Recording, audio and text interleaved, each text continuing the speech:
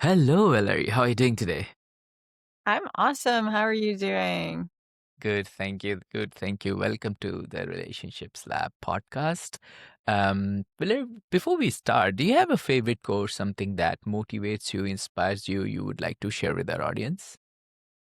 Yeah, my favorite quote about relationships is actually a Rumi quote, which is something like, "Your task is not to seek love, it's to seek and find all the blocks that you've built against it."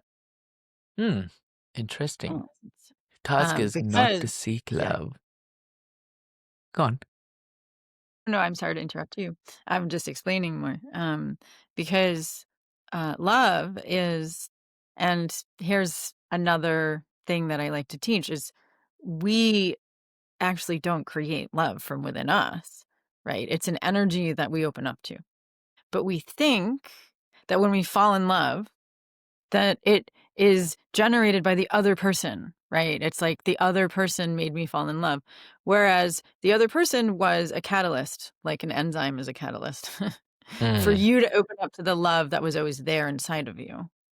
And that person allowed you temporarily in the beginning to remove the blocks, but it's your job to remove the blocks, like fear of getting hurt, hmm, if you have issues with trust, if you don't know how to be vulnerable because you think you have to be strong or independent instead, then that pushes love away. And those are our blocks that we can then work through, as I'll get to in question three of this interview, which is, can people change?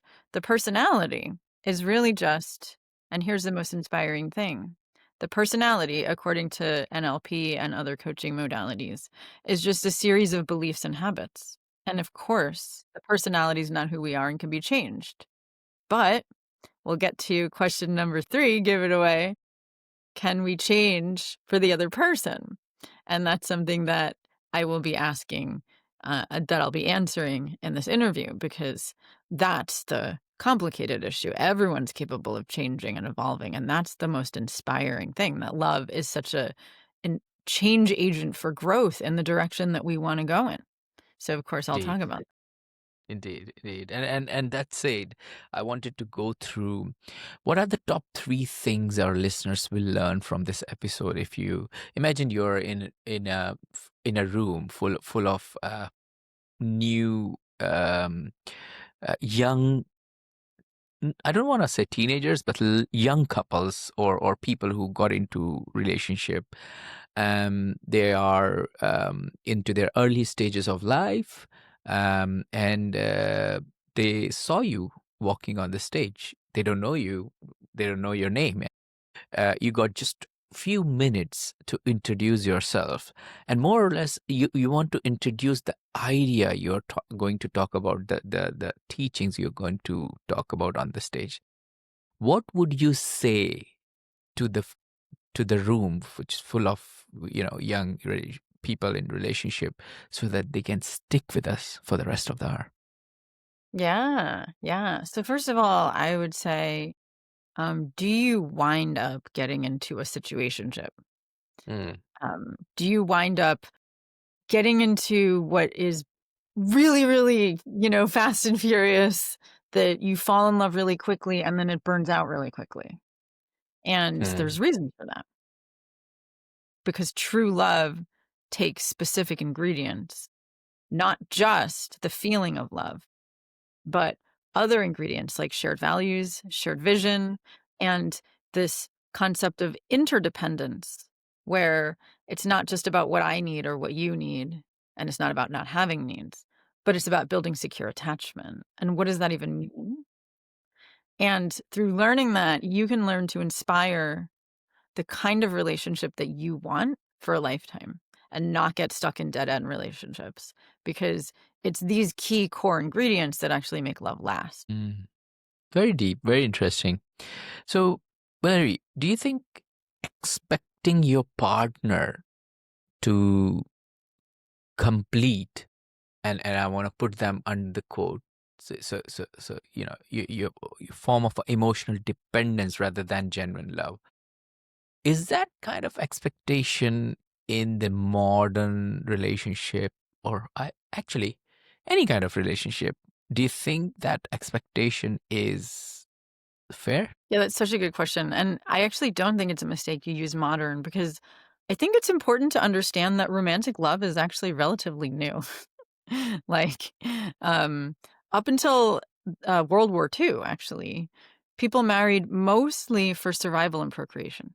Mm, So, romantic love was like this fantasy, of course, that was written about in movies, but we didn't I mean, that really started with the film industry. Before then, marriage was looked at as a practical, um, agreement between families.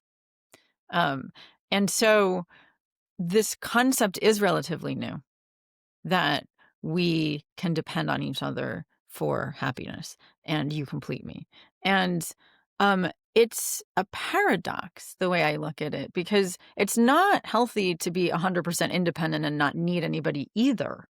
mm, But it's also not healthy to put all of your needs on your partner.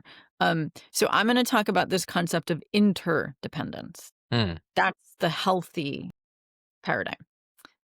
So we can look at independence. I mean, sorry, everybody starts out dependent. You think of a baby, right? Baby can't do anything, right?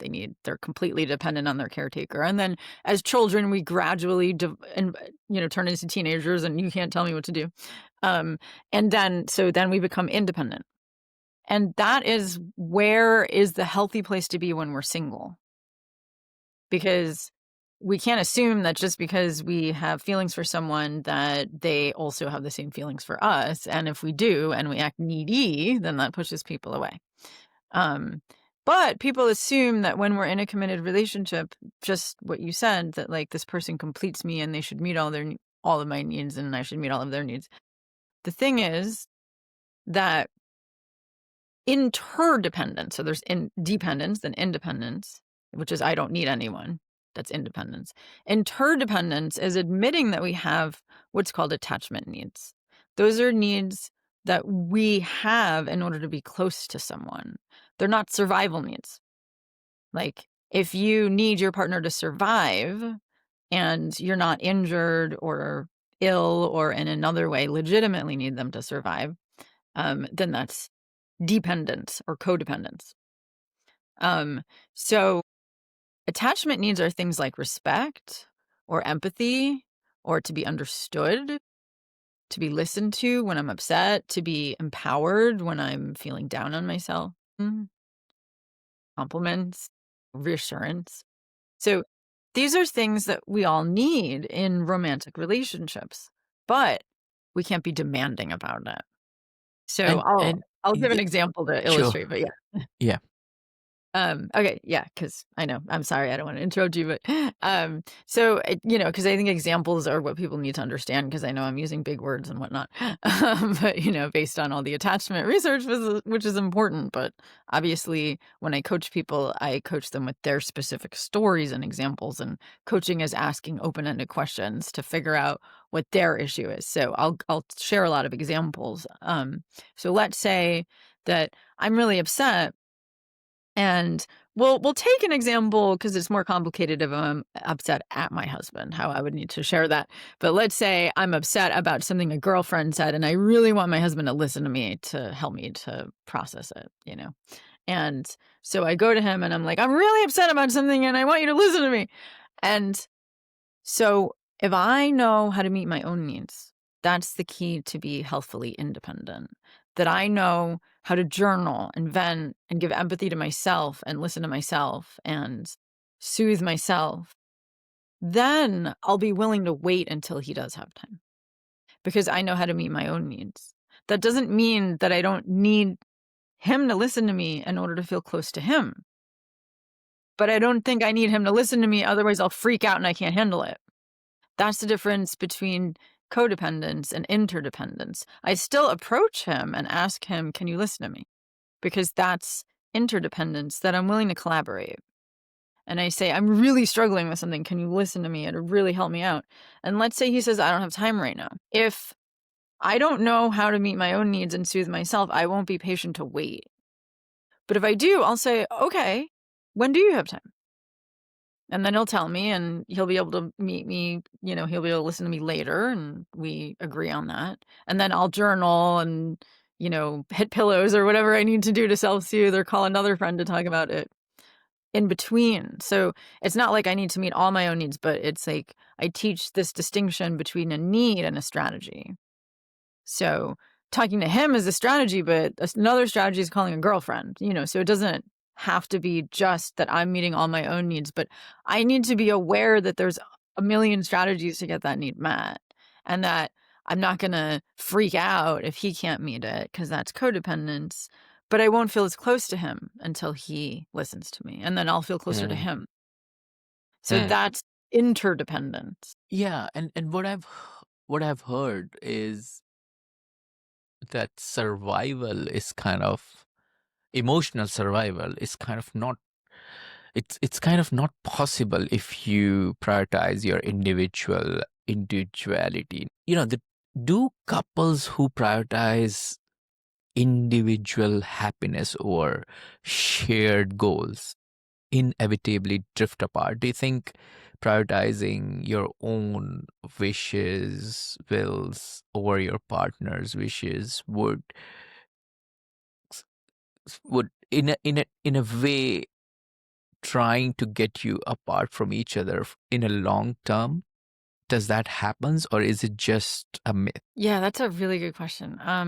So let me make sure I'm understanding because it is a little nuanced, because it is important to put our own needs first, but it's also important to prioritize our partner's needs equally, not that my needs are more important than yours. So that's the nuance of it, right? I need to put my needs first because otherwise I'll feel depleted if I put your needs first.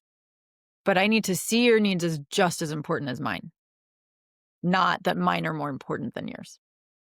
Because it's nuanced, but it's important because when it comes down to a conflict between my needs and your needs, if I don't feel that you're prioritizing my needs as important as yours, then I'll think that I'm not as important and I'll feel resentful about that.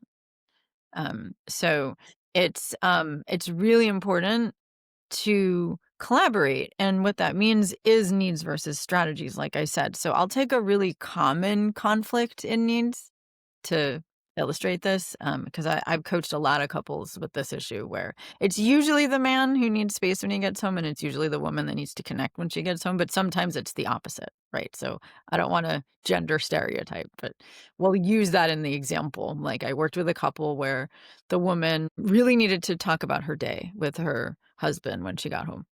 And that otherwise she didn't feel close to him, and he really needed space to decompress when he got home and really felt burdened by, like, immediately listening to her because he was a manager and he'd been listening to people complaining all day, and so he didn't really have the space to also listen to someone else when he first got home, and so they were arguing about it. So one of the strategies around a need is time. Kind of like I mentioned with, can my husband listen to me? So, but she really needed to feel connection as soon as she got home. Otherwise, she felt too lonely. And um, he really only had the bandwidth to give her a hug, and that was it. So that's what they agreed on is like as soon as they walk in the door, he would give her a hug and a long hug, a heart hug, like 60 seconds so that she really felt like she could drop into it without talking. That was their agreement. Wow. Um, and then, of course, hi, how are you, like, nice to see you kind of Yeah. talk, not like silence. But then he got to just zone out for a half hour while she did her thing. And then when he was ready, he would approach her and then she'd get to vent about her day. And he was really present for that, because he'd gotten the space he needed to decompress. So it's about looking at, I like to, this actually comes from a modality called nonviolent communication, which in my, even Marshall Rosenberg, the founder, said he wished he'd called it compassionate communication because it's not about violence. It's about, how to speak in a way that's open-hearted to each other and not cause an argument. And in that modality, he uses an acronym PLATO, like the philosopher. So if if you, if what you need involves a specific person, a specific location, a specific action, a specific time, which is the one I just used, or a specific object, then it's a strategy and you can collaborate over, okay, you want this time, I want that time, but there's a way to get our needs met if we just collaborate around time. And so you Mm, choose, oh, does it involve a specific person? So it involved a specific person with my husband because it's like I can get support from a girlfriend so that I could be more patient to wait till he's available. So it's like, who else can I talk to besides him? So mm. it's this distinction around, here's a need. A need is an experience that I wanna have on the inside, that I'll feel heard and understood and seen. That sounds okay. First of all, thank you so much for sharing that example because that I can relate to it because I am in a relationship right now with a woman who comes from Latin America. And in Latin America, I think they believe more in touching, loving, expressing it, right? I come from an Asian family where we never express love. How Mm. we express it is doing things for our partners. So let's say if I want to express my love, if I'm walking with my partner and if she feels hot, I would go and buy her favorite ice cream, come back without even she asking me. That is love. If the rain is about to start and I only have one umbrella, I will put my umbrella on top of her head, even though getting drenched. That is love. But we never do say that, oh, I love you so much. Or, when you're going to bed, we kiss on the cheek and say, love you, good night. Or when we come back from office, we go and hug somebody. That's not our culture taught us from while we were getting into adulthood. So I think the brains are different, and her brain is totally different. She is trying to thank me for every single small thing I do for her. She keeps saying, I love you in very small and big moments of life. And hugging is like she's a big hugger. She keeps coming to my study, hug me, kiss me a couple of times, and then go back, which is what I have learned in last 3 years, right? And I Um, accepted it because this was new for me, and it was fun. And when I was learning it, it was a little bit annoying because I am challenging my own unconscious learning from the childhood, trying to exactly. compress it. What is happening? Is it legit? Is it show off? Because, when you are new in the relationship, you don't know what is happening, what is in the mind of this person until you spend a particular time frame with that person and you understand what's going to happen. Um, and then slowly, I realized, no, that is how the cultural difference we have in our culture, and that is how we express the love in different cultures and things like that. Um, Said that you mentioned about the the commitment. So can commitment survive if physical attraction fades, or is that an unrealistic expectation for individuals? Yeah, that's such a good question. And I think what you just said is a brilliant example of actually the third question that, I keep alluding to, which is, can we change for love? I want to go back to the question you're asking, but um, that you're demonstrating changing for love. But the key there is that you're opening up to it. You already, and here's the starting to answer the question you just asked, um, that you value personal growth. And because you value personal growth, that's a value for you. You embrace change in a way where you're asking, does this work for me? Does this actually feel better than the way I grew up? And if the answer is yes, it actually feels good, then you're willing to change. So people only change in the direction that feels good for them to go, that feels fulfilling. But change is stressful. So we have to value personal growth in order to allow ourselves to handle that stress, to allow ourselves to change in a way that feels good. And if the way that our partner's asking us to change doesn't feel good to us, then we'll feel resentful. So I'll get to that in a bit. but I'm just wanting to um, take the opportunity of saying that you demonstrated that example beautifully in your story. Um, so I'll rope that into the question about, can a romantic relationship survive the I'll call it the honeymoon phase. That's the common term for it. So all relationships go through what's called the honeymoon phase, which is chemistry, attraction, fireworks. It feels like you're on a honeymoon all the time, even if you've never been married yet. That's what it feels like. It's like you're swept off your feet. You have stars in your eyes kind of feeling, butterflies in your stomach when you see them. They say your name and you light up, right? It's like that's called the honeymoon phase, and that's a lot of passion. And what that means, that chemistry, it means, and it's a good thing, right? It's just that you need more than that in order to make love last. But what that means is that you'll either have really healthy babies, or that um, this person feels so familiar to you that they'll bring up your wounds from childhood. Um, because that's all strong chemistry means. It's like, "Oh, we finish each other's sentences. I feel like I've known you my whole life." What does that feeling that I feel like I've known you my whole life mean? It means it feels familiar. You just don't know yet the unconscious ways that it'll feel familiar in a hurtful way, because it's still the honeymoon phase. So that's why if you don't go deeper and clarify your values and your vision and whether you want secure attachment, those are the three things that you need to clarify in order to make love last in the long term. Because otherwise, like, let's say one person, I've actually coached a lot of couples like this. And Ash, you're doing a great job of demonstrating it. You value personal growth, which means that what you're talking about is Gary Chapman's love languages. Her love language is words of affirmation and physical touch. Yours is acts of service. Um, you can learn to speak each other's love languages. That's part of what a romantic relationship is. Is like you're learning to receive more affection and maybe give it, and more compliments and maybe give them, and maybe she's learning to do more acts of service for you if that's what you need. Now, I don't know if that's what you need, right? Because it's people are complex. It doesn't always go both ways, that in the ways that people want each other to change. But if you didn't value personal growth, meaning you have a fixed mindset, which is what it's called, fixed mindset versus growth mindset in the coaching world, means I don't want to change. Accept me Mm. as I am. I don't wanna be more affectionate.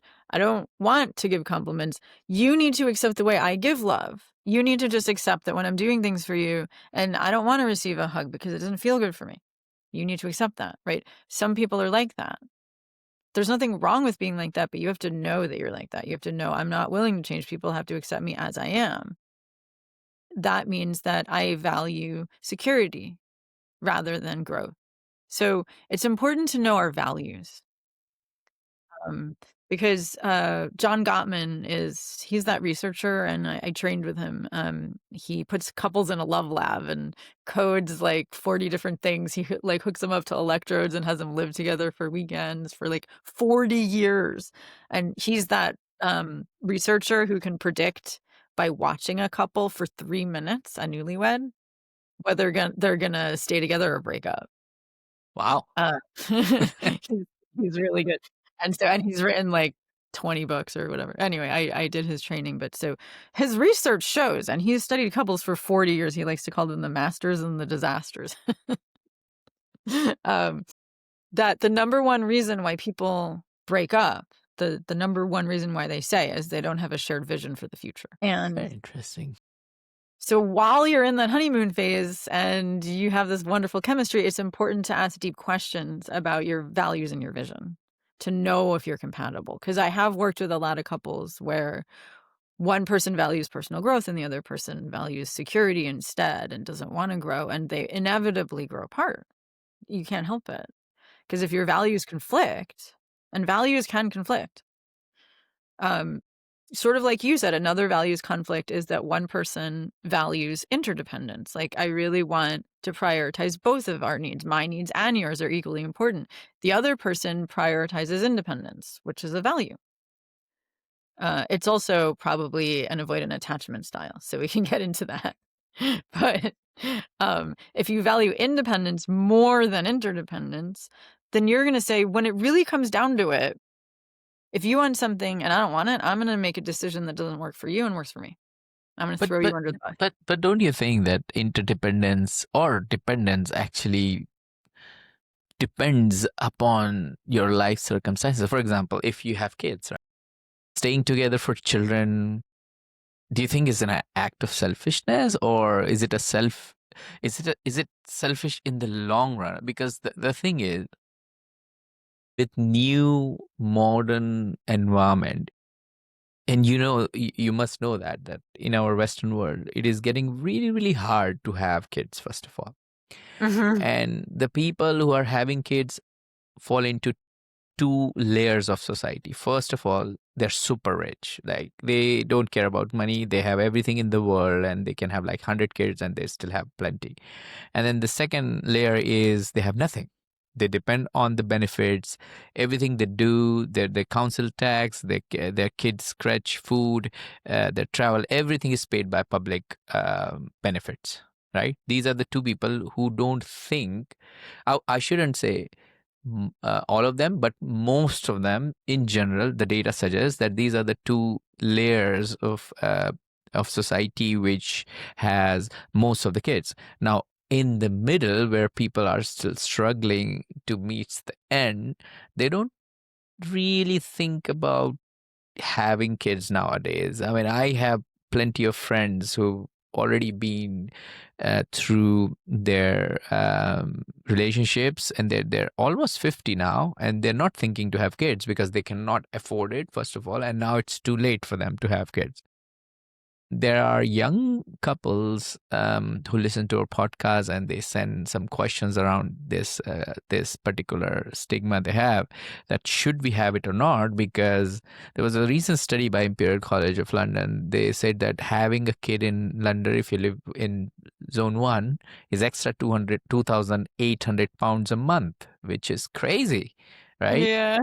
That's even the salary for an individual if he's working for 40 hours a day, 40 hours a week, Right. with a decent job. So, first of all, there's a big economical challenges here to have kids, right? Imagine you have a relationship where one person, let's say so I have a friend, they already have a kid, but the wife wants another one. The husband Mm. doesn't. Yeah. And that is just the prime reason they're drifting apart, because the wife wants to have another kid, the husband doesn't, and their relationship goes through different kind of challenges. I'm friends with the husband and wife both, so we talk, and they keep telling me, do you think staying together for children is an act of selfishness? Or let me ask you this question in a different way. First of all, do you think you should stay with somebody who doesn't want kids, Yeah, or I and you mean want it? So there is no like alignment of the goals. yeah, I mean, all of the questions that you're asking don't have easy answers.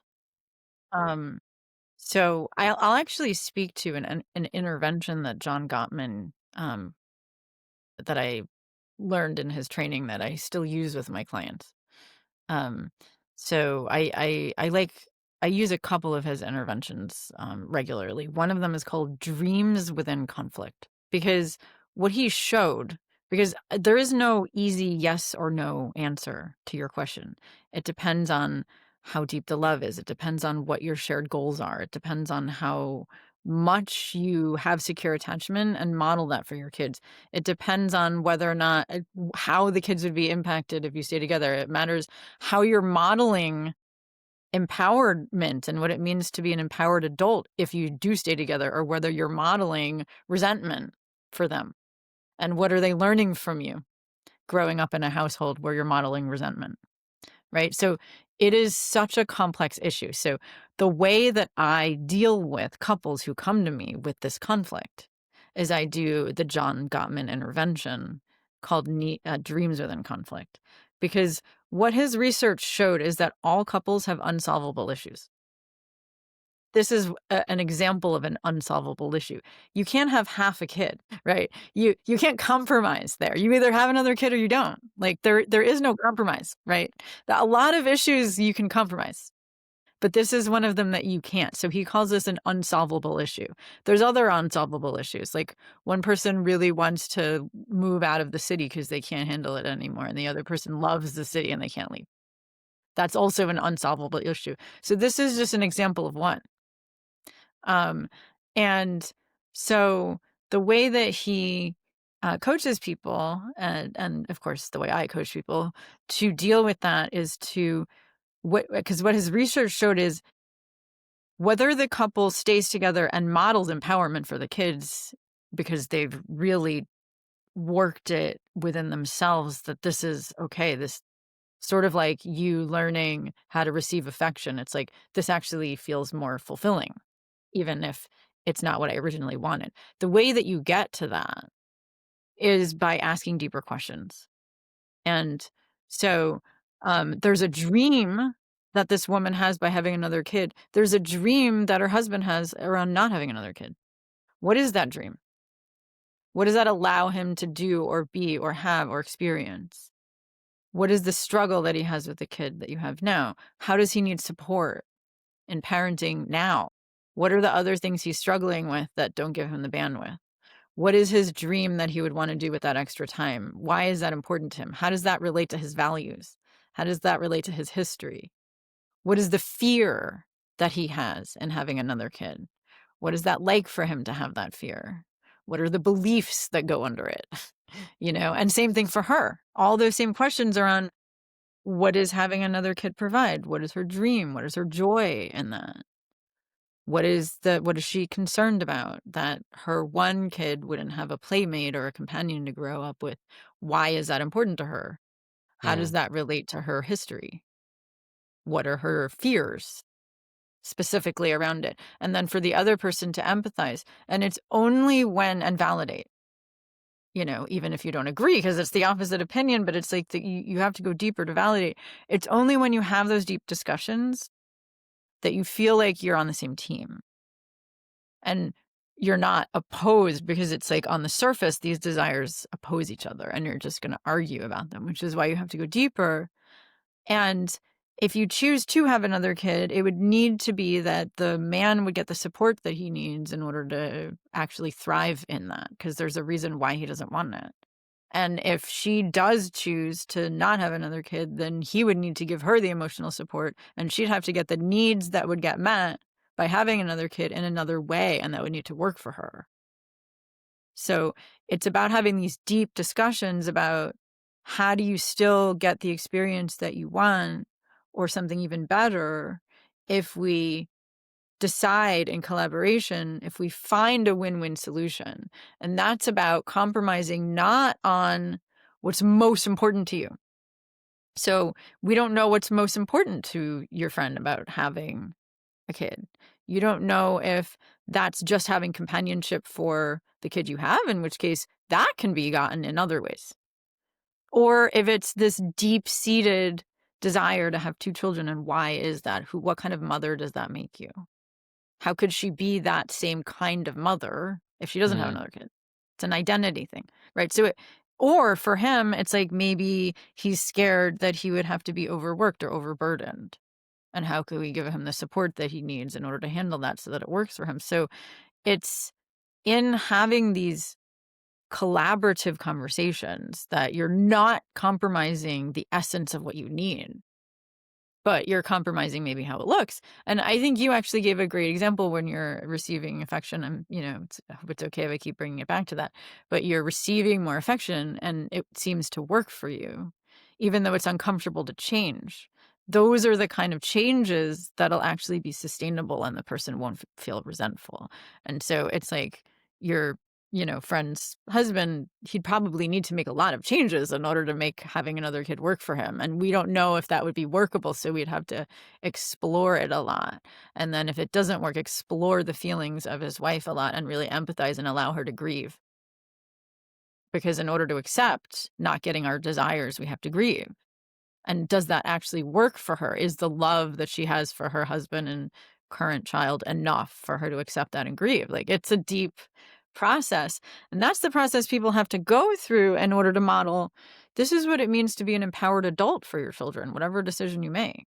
It's not about whether you should stay or leave, it's about what are you teaching your kids about what it's like to be an empowered adult. That's true. And it comes to the end where you have to make a decision, and obviously you want to make sure that your family is intact. And then what is the priority in your life? Is it your family? Is it your individual, wishes? What kind of things you do? Before moving forward, Valerie, then I wanted to ask you: do you think relationships fail more often because of the lack of effort, or because some people simply aren't? I mean, they're not compatible. Or sometimes I find this compatible word very delusional, because it's very difficult to explain what compatibility means, um, for different people in their different reality, right? It's extremely true. And I deal with that question a lot in my practice.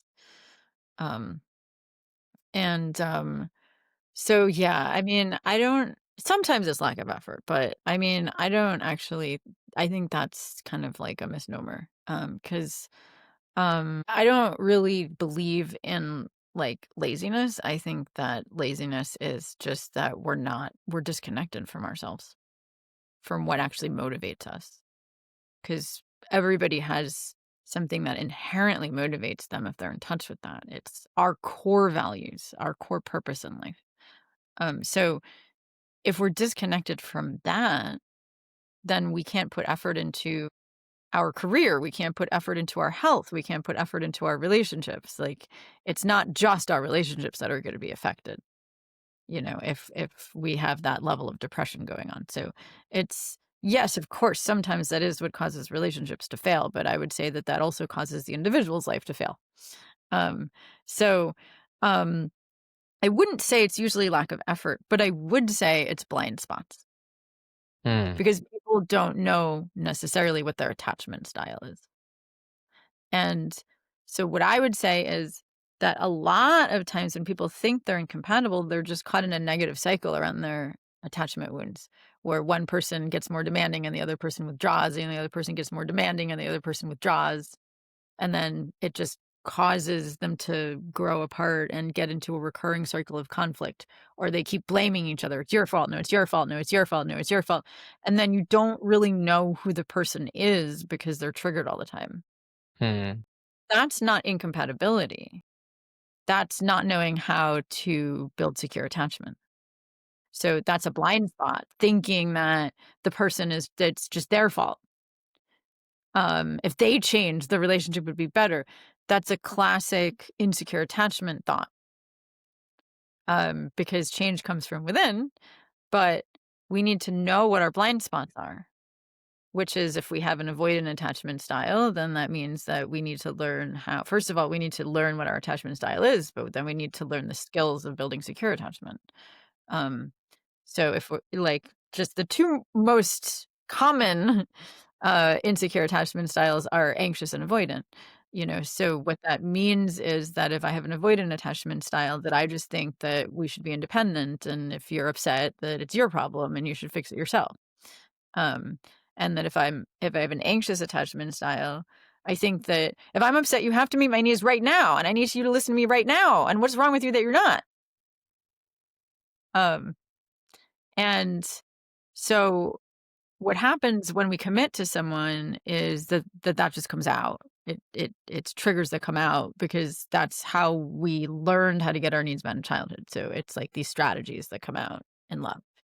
Um, and so we need to know how to heal that, how to break the negative cycle, how to actually be vulnerable, legitimize needs, become interdependent, create those win win solutions that I talked about.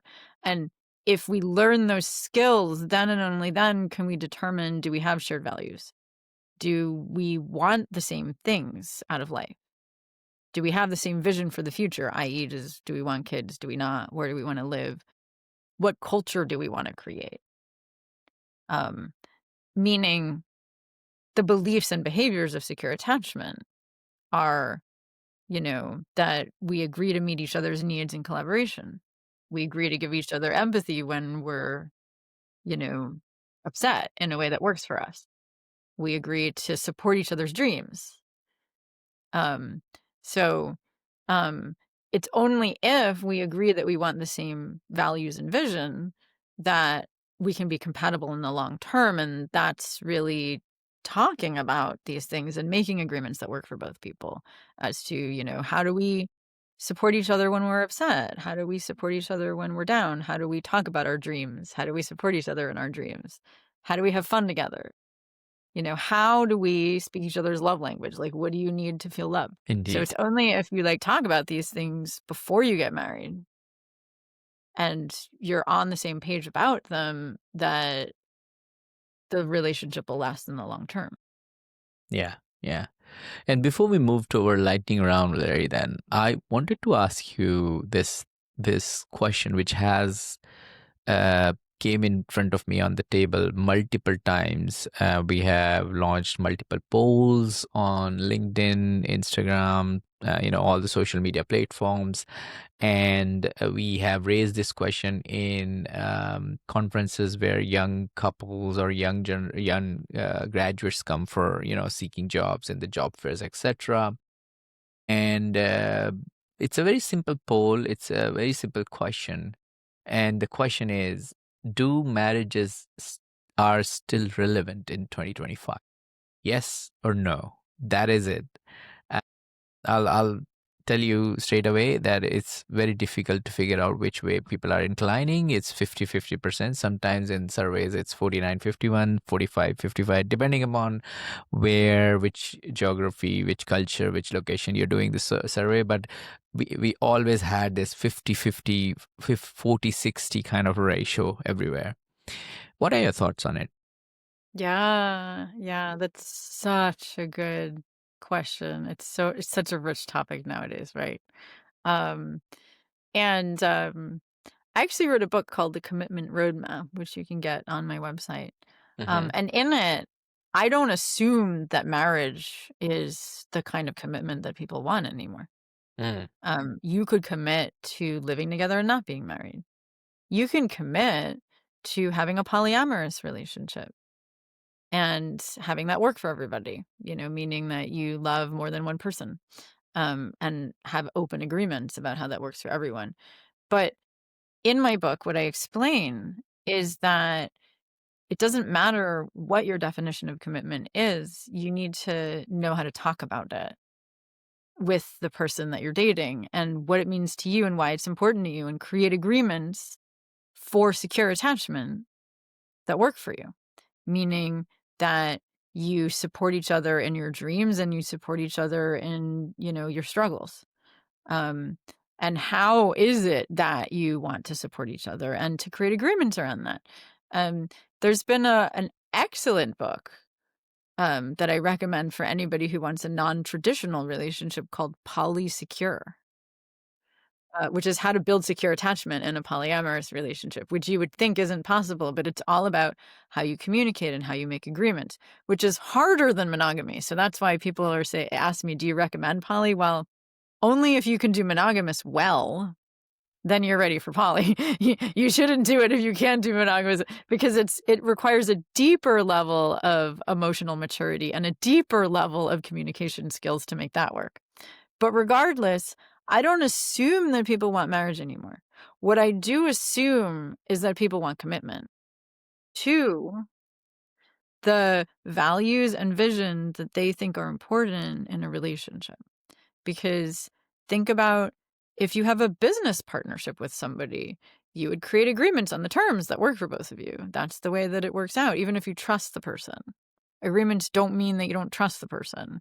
They mean that you feel safe, and really honoring what you need to have love blossom within you. In fact, when I met my husband, he said he didn't want to get married, and I wasn't really attached to it. Um, so what I said was, that's fine with me. What I want is to create agreements that keep me feeling safe with you. So we actually did. We created agreements of like how we would comfort each other's feelings when we were hurt and how we would build each other up when we were down and, how we would collaborate if we had a disagreement. And those are the agreements that needed to feel safe. And I'm like, okay, I don't care if we never get married. As long as these are the agreements that we have with each other. And of course, our agreements around how we relate to other people. And so really what matters is that people know how to build secure attachment, which means they know how to feel emotionally safe with each other in order for to keep their hearts open so that the passion can then bloom, so that it's not just lust, because passion in a romantic relationship is lust plus having an open heart and really deeply having this respect for each other's feelings and values as well. Interesting. I want to continue this conversation and go more deeper, but we are limited of time, so we have to respect that also. But thank you very much for this insights, Valerie. We have a 6 quick fire questions for you. At any moment you feel you don't want to answer, just give me a skip and then we can move to the next one. I think some of them you have already answered, but I'm anyways going to put it in front of you just to, go through it. So you ready for it? Yes. Yeah, great. What are the top 3 relationship rules to make your relationship successful? Yeah. So, number one, Um, love is a commitment to give as well as receive. Love is a verb, and we have to grow in terms of how we give it because love is never stagnant. It's either growing closer or farther away. So we have to make sure that we're always working on growing closer. That's number one. Number two is um we're interdependent. We're committed to meeting each other's needs in collaboration. And that's always ongoing. And we always have to have our finger on the pulse of what is it that we both need in order to thrive. Um, Number three is um, that if you don't have secure attachment, then it's not going to work, so it's these behaviors of being a safe haven and a secure base and learning what that is and learning how to really support each other and feeling safe so you can grow together and then your love can grow infinitely. I know that that seems like complex rules, but I talked about what it was throughout, so That's super cool, and it's important for our young self to learn that love is not just it's not single way. It's bi-directional first of all, and then it's also not a noun. It's a verb. It's a very good way to put it forward because then people understand how to look at it with a different lens. So thank you very much for that. You've already shared, but if you had to, what book would you recommend to our audience and why? yeah, I mean there's so many. Obviously my book. But, but besides that, I mean, there's actually so many books. To build secure attachment for monogamous couples, I actually love the books Hold Me Tight by Susan Hold Me Johnson. Tight. Okay. She really lays out what is secure attachment and all these stories on how to have conversations to build secure attachment. Um or Wired for Love by Stan Tatkin. It's a little more scientific, but he really goes into, like, what happens when we get triggered and, like, he calls them an island and a wave. The 2 insecure styles, but, like, how to really create these agreements that create secure attachment. And if you wanna be poly, then the Polysecure book, so I think the books by Stan Tatkin and Sue Johnson are best for monogamy, but not everyone wants monogamy. So I think the Polysecure book is really good in that regard. Awesome. Great stuff. I'm going to add the monogamy one into my list and then maybe go through it at some point. What's one attribute or characteristic in your mind of a successful relationship? One, just one? Just one? Just one. Um, yeah, well, in that case, I would say attunement. Um, Okay. it's just one. Um, and what attunement means is that because it kind of encompasses a lot of the things that I said. you can think of like a tuning fork and another tuning fork, and they're sort of vibrating together. It's like I'm intuitively connected to the pulse of how you're doing in this moment. Hmm. Like, I can tell how you're feeling, I can tell. So this isn't like reading your mind about what you want me to do, right? Because we need to learn how to make requests. But it's more like, I can sense that you're stressed out right now and that you need space and not for me to burden you. I can sense that because you're stressed out, you need me to get you some tea, and help you relax. Like, it's like, not that you should get upset at me if I can't attune, right? Because like we need to learn to make requests. But if I know how to attune to you, then I know how to kind of gauge how I'm being around how you're being and have us be in this harmonious dance together. And that allows me to know whether you need emotional support or to be empathic if you need it, or to know when you're down on yourself and to not bother you, or to ask you if you need support, or, it's like really what my husband and I call dropping in together to this sense of connection and this felt sense of connection, like we're on the same team and we're doing this together. And that is what secure attachment feels like. So all this stuff that I've talked about is how to create it, but it's like the most important element in a romantic relationship is to know how it feels and to keep that feeling going. Because that is what makes people's nervous systems regulated. It's what allows me to have the courage to take risks because I know that I have this strong, secure base to come back to. So that's what the research shows in attachment. It's called the dependency paradox. That the more that I have a healthy sense of interdependence with my partner, the more successful I am in my life because Indeed. I Indeed. take more risks out in the world because of this secure foundation that I have at home. Indeed. What's your favorite personal relationship hack? Hack? Um, yeah, no, that's a good one. I like to say if it's hysterical, it's historical. So meaning like if I'm yelling and freaking out, Um, don't respond like, I'm overreacting to the moment. Don't respond to what I'm saying as if it's happening right now. It's like, assume that I'm triggered from my past and it's my inner child. So it's like, if I'm, like, freaking out, "Ah, you did this, you did this," my husband's like, he just knows to reflect me. Like, I did this, yeah, I did that, because if it's like, "Oh, got it. That's not me. That's my inner child." Like Indeed. it like that like we got to that point where it's like we know that if I'm freaking out, if he just reflects me, like, because it's a collaboration, it's like that's what I need to know, like, got it. Like, I don't think you're you right now. I think you're my dad. And I'm really upset at my dad and it's not you. And here's what I actually need? Um, so it's like it's that hack that it's like, how do you need to be responded to when you're that historical? It's probably something your inner child needs. And, it's not like he can just point it out. That's your inner child. That would make me feel patronized. But we agreed what he would do so that I'd realize that it's my inner child. So I help couples come up with those agreements so that they know how to stop an argument and de escalate. Indeed. Indeed. What's one secret weapon to keep your physical intimacy intact? Wow. Yeah, that is such a good question. One secret weapon, I mean, because I can talk for an hour about that.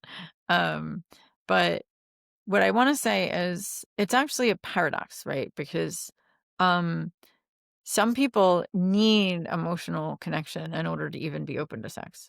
So, I'm assuming you mean sex.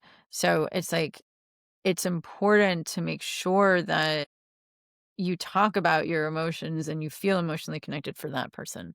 For another person, that would turn them off, and they need it to just be more passionate and primal. Um, so it's also about creating these like, um, I did actually study with, although I wasn't trained in the modality that she currently teaches, Miss Jaya, she calls it, um, the erotic blueprint. So just like 5 love languages, she thinks that there's 5 um, erotic styles. And for example, some people like it primal, some people like it energetic, meaning like really light touched and really like slow teasing. And so similar to what I said about love languages, it's important to talk about what turns you on.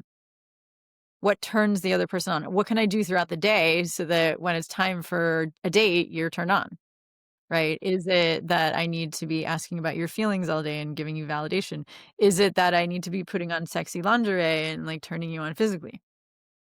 Right? So it's like we need to talk about what turns us each on so that we can be ready for it. And so it is really all about the communication. Got it. Got it. What's one of your most important passion outside of your work? For me, it is my spiritual practice actually. 'Cause, I've just gotten really honest with myself, over the years that if and for me, my spiritual practice is mystical, so I'm not religious, but, I meditate, and when I meditate, um, I connect to my values, to what's most important to me, and um, receive the love from the higher power that I believe in. And when I do that, I feel resourced and I feel grounded and I feel self love that then allows me to give it to others.